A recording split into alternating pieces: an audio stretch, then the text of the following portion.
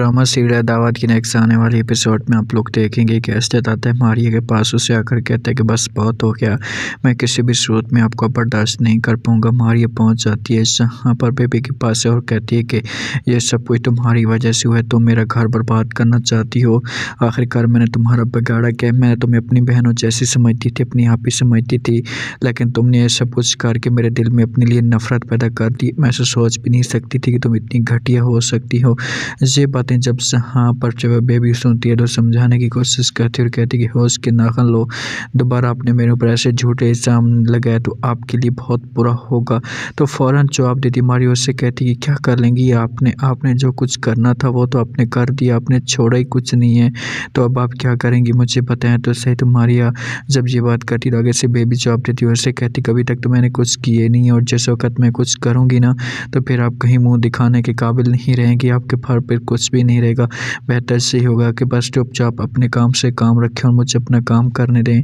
मैं अपनी आपकी इज़्ज़त कर रही हूँ, मैंने आपको पहले भी बताया कि मेरा इसमें कोई कसूर नहीं है, तो फिर आपको चाहिए कि आप जो है वो खामोशी के साथ अपना काम करें और मुझे अपना काम करने दें। मारिया कहती है कि मुझे सब कुछ पता है तुम्हारी जल्दबाजियों की, लेकिन एक बात याद रखना, मैं कभी किसी भी सूरत में तुम्हें इस मकसद में कामयाब नहीं होने दूँगी, तुम चाहे जो कुछ भी कर लो। तो इस बात पे गुस्से से मारिया यहाँ से ये बातें कहकर चली जाती है। पीछे से बेबी बहुत ज़्यादा खुश होती है क्योंकि वो तो ये चीज़ें चाहती थी और उसके हाथ में हर चीज़ आ चुकी है और मारिया का ऐसा घर जो वो बर्बाद होता जा रहा है। दूसरी तरफ आप लोग ये भी देखेंगे कि अरीबा के पास आती है मारिया और कहती कि अभी अब मैं क्या करूँ, मुझे समझ नहीं आ रही।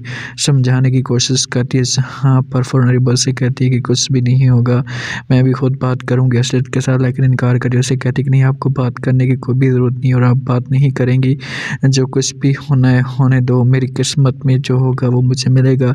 मैंने अपनी तरफ से प्रूफ देने की बहुत कोशिश की है, जब असद को समझाया भी है, तो असद का हक था कि वो मेरे ऊपर यकीन करता, अब वो नहीं कर रहा तो मैं उसके ऊपर प्रेशर नहीं डालूँगी। तो यहाँ पर रिबा कहती कि नहीं, ऐसी बात नहीं है, तुम्हारे घर का मसला है, तुम्हारी ज़िंदगी का मसला है, मैं नहीं चाहती कि तुम्हारी जो ज़िंदगी है वो बर्बाद हो। इसी वजह से मैं आपको यकीन दिलाती हूँ कि मैं खुद जाऊँगी, उसके साथ जाकर बात करूँगी, उसे समझाने की कोशिश करूँगी, तो मुझे पूरा यकीन है कि वो मेरी बात मान जाएगा। तुम्हारी कहती कि नहीं आप नहीं जाएंगी, आप नहीं जानती उसे, अगर वो ज़िद पे आ जाए तो अपनी हर सूरत में ज़िद पूरी करता है और वो लाजमी तौर पर से वो नफ़रत फिर मेरे साथ मज़ीद करना शुरू करेगी। वो कहती फिर क्या करोगी? मारिया कहती बस मैं यहाँ पर बैठी जाऊँगी, जब तक उसे अपनी गलती का एहसास नहीं होगा मैं उसके पास कभी भी नहीं जाऊँगी। तो रिबा कहती कि ठीक है, आपकी अपनी मर्ज़ी है, मैं आपको कुछ भी नहीं कहूँगी, लेकिन मैं तो आपके भले के लिए सब कुछ करने की कोशिश कर रही थी कि मैं जाती वहाँ पर जाकर बात करती तो कुछ न कुछ हो सकता, लेकिन इनकार करती। मारिया उसे कहती कि नहीं, आप बात नहीं करेंगी, छोड़ें इस बात को, बस यहीं पर रहने दें, जो होगा वो देखा जाएगा। अब मैं किसी भी सूरत में यहाँ पर जफर होंगी उसके पास ऐसे नहीं जाऊँगी जब तक वो मुझे खुद लेने के लिए नहीं आता। दोस्तों आपको क्या लगता है, क्या लेने के लिए आएगा असद?